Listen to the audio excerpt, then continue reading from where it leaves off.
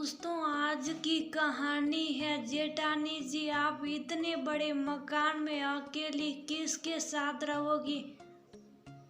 दोस्तों, कहानी शुरू करने से पहले अगर आपने चैनल को सब्सक्राइब नहीं किया हो तो कर लीजिए ताकि आपके पास पहुंच सके हर नया वीडियो।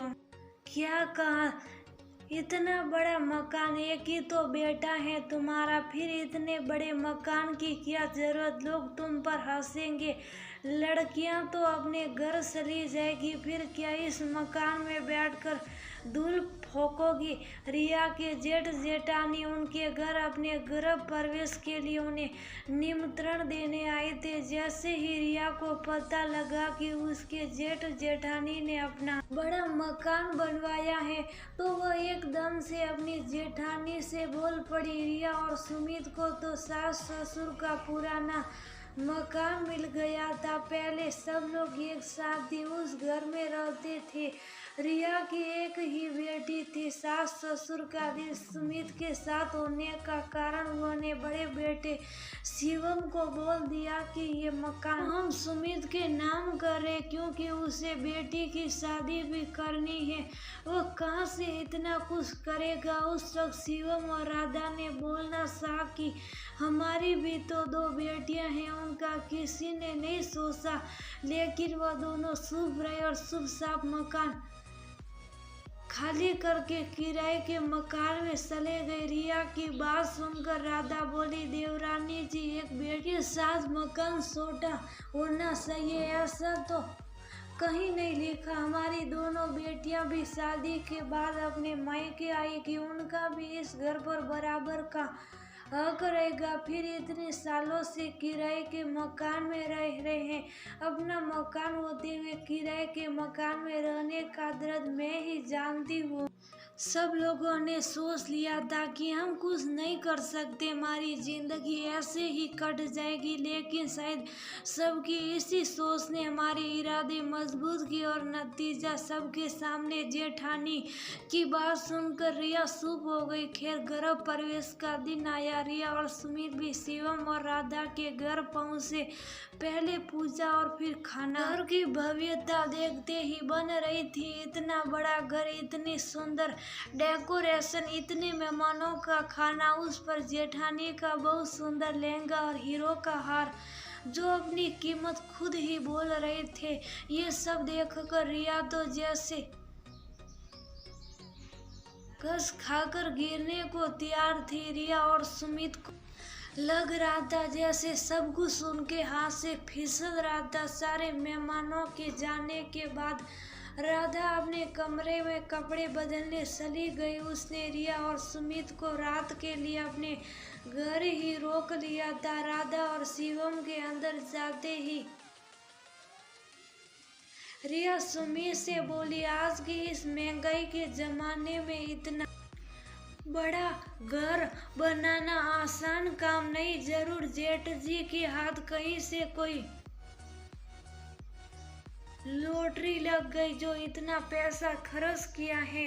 सही कर रही हो तो मैं पता लगाता हूँ कि भैया को कहाँ से इतना फायदा हुआ। हो सकता है कि इस बार कोई बड़ी पार्टी फंस गई और मोटा पैसा हाथ लगा। सुमित भी भाई का मकान देखकर बहुत परेशान था।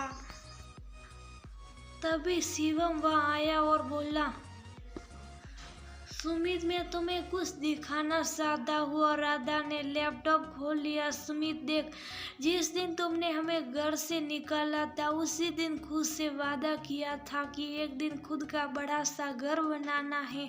बस उस दिन से हमने और बच्चों के खर्चों में कटौती कर दी। राधा भी ऑफिस से आकर ट्यूशन लेने लगी। अब प्रोफेशनल कोर्स की ट्यूशन भी अच्छी मिल जाए। धीरे धीरे राधा ने अपने नॉलेज का फायदा उठाया और अपने पैसे को म्यूचुअल फंड और गोल्ड में लगाना शुरू कर दिया। धीरे धीरे हमें अपने निवेशों पर अच्छी रिटर्न मिलने लगी तो मेरा भी उत्साह बढ़ा। अब हमने अपने निवेश बढ़ा दिए।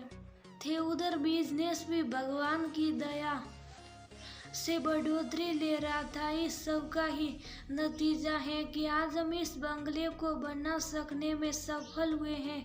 सुमित, ये सब काम एक दिन में नहीं होते, समय लगता। हमें भी 10 साल लग गए अपने सपने को पूरा करने में। बच्चे भी अब बड़े हो गए हैं, लेकिन फिर भी सुकून है कि भगवान ने हमें इस लायक बनाया कि हमें कभी किसी के आगे हाथ नहीं फैलाना पड़ा। और भैया, हमें पता था कि आपके दिमाग में ऐसा ही कुछ चल रहा होगा, इसलिए हमने आपको आज रात यहाँ रुकने के लिए कहा था, जिससे हम आपको दिखा सके कि हमारे हाथ कहीं से ना हो। ना तो मोटा पैसा लगा है, ना ही कोई मोटी पार्टी फंसी है, और ना ही कोई लॉटरी लगी है। ये सब केवल और केवल हमने अपनी मेहनत से पाया है, और ये सब दिमाग का खेल है। राधा बोली। भैया भाभी की बात सुनकर रिया और सुमित की बोलती बंद हो गई। उनके पास कोई जवाब नहीं था। ये तो उन्हें समझ आ गया था कि काश उस वक्त उन्होंने उस मकान का लालच ना किया होता, काश भैया के ऊपर विश्वास रखा होता, तो वह भी आज उस मकान में होते। हमेशा सबकी किस्मत एक सी नहीं होती।